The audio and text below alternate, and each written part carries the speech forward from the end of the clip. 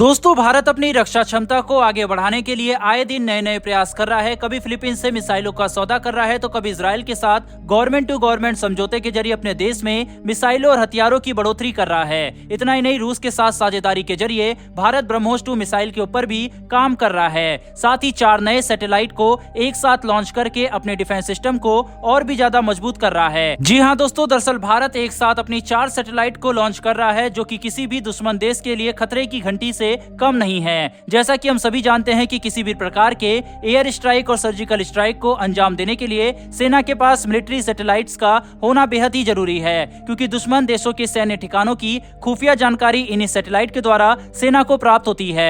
आइए अब आपको बताते हैं कि इन मिलिट्री सैटेलाइट्स की खास बात क्या है और ये दुश्मन के विनाश के लिए क्यों खतरनाक मोहरा माने जाते हैं। आपको बता दें कि रक्षा मंत्रालय ने 4 मिलिट्री सैटेलाइट समेत 8,357 करोड़ रुपए की खरीदारी को हरी झंडी काफी पहले ही दे दी थी। इन सैटेलाइट की लिस्ट में GSAT-7B और GSAT-7R शामिल हैं। GSAT कई बैंड्स पर काम करते हैं। इनकी कुछ बैंड्स का उपयोग सेना द्वारा किया जाता है। भारतीय अंतरिक्ष अनुसंधान संगठन यानी इसरो द्वारा बनाए गए इन उपग्रहों को संचार उपग्रह की लिस्ट में ही रखा जाता है। इन्हें multi band military communication satellite भी कहा जाता है। अलग अलग बैंड्स पर रेडियो फ्रिक्वेंसी भेजने के लिए इन सैटेलाइट्स में UHF C बैंड को KU बैंड के ट्रांसपोंडर्स लगे होते हैं, ताकि इनकी मदद से अलग अलग बैंड्स पर रेडियो फ्रिक्वेंसी भेजी जा सके। इनके द्वारा आसान और सुरक्षित कम्युनिकेशन किया जा सकता है। जाहिर है कि इन सैटेलाइट्स के लॉन्च होने के बाद आने वाले कुछ दिनों में भारत चीन और पाकिस्तान से सटे देश की सीमाओं को और भी ज्यादा सुरक्षित कर सकेगा, इन पर निगरानी रख सकेगा एवं बड़े बड़े सर्जिकल स्ट्राइक को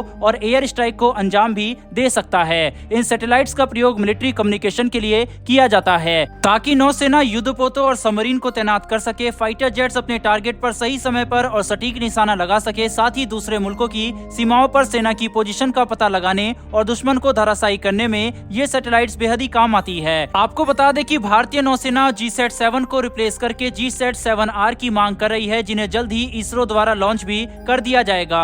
हालांकि रक्षा मंत्रालय से लेकर सरकारी संस्थाएं मिलिट्री सैटेलाइट को लेकर किसी भी प्रकार की कोई जानकारी देने से इनकार करती है, लेकिन कुछ रिपोर्ट्स के मुताबिक अंदाजा लगाया जा रहा है कि इस वक्त अंतरिक्ष में लगभग 10 GSAT सैटेलाइट्स मौजूद हैं, जिनमें 168 ट्रांसपोंडर्स लगे हैं जो संचार के लिए तरंगे फेंकने वाले यंत्र का काम करते हैं। इसके साथ ही इनमें 95 ट्रांसपोंडर्स को ब्रॉडकास्टर्स के लिए लगाया गया है। ये ट्रांसपोंडर्स C, एक्सटेंडेड C और KU बैंड्स के तहत टेलीकम्युनिकेशन, टेलीविजन ब्रॉडकास्टिंग, मौसम का पूर्वानुमान तो करते ही हैं, साथ ही आपदा की सूचना, खोज एवं राहत कार्य में मदद का काम भी इनके द्वारा किया जाता है। आपको बता दें कि भारत की सैटेलाइट की ताकत को बढ़ाने के लिए बहुत जल्द ही GSAT-7B और GSAT-7C को सैटेलाइट की श्रेणी में शामिल होने की बात भी सामने आ रही है। वहीं पर इनकी launching GSLV Mark II rocket से किए जाने की संभावना बताई जा रही है। अनुमान है कि इन सैटेलाइट्स को 2022 और 2023 के बीच में लॉन्च कर दिया जाएगा।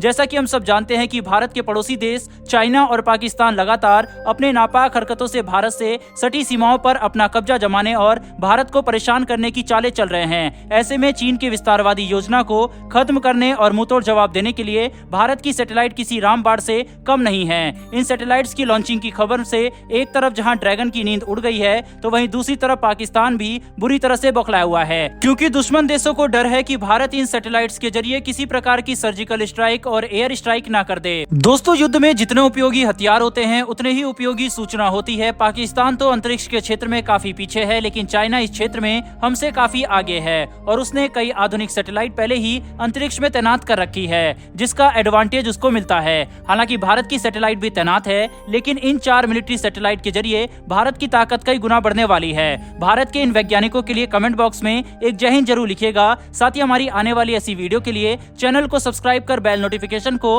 अवश्य दबा लें। फिर मिलेंगे ऐसी एक नई वीडियो के साथ। धन्यवाद। जय हिंद।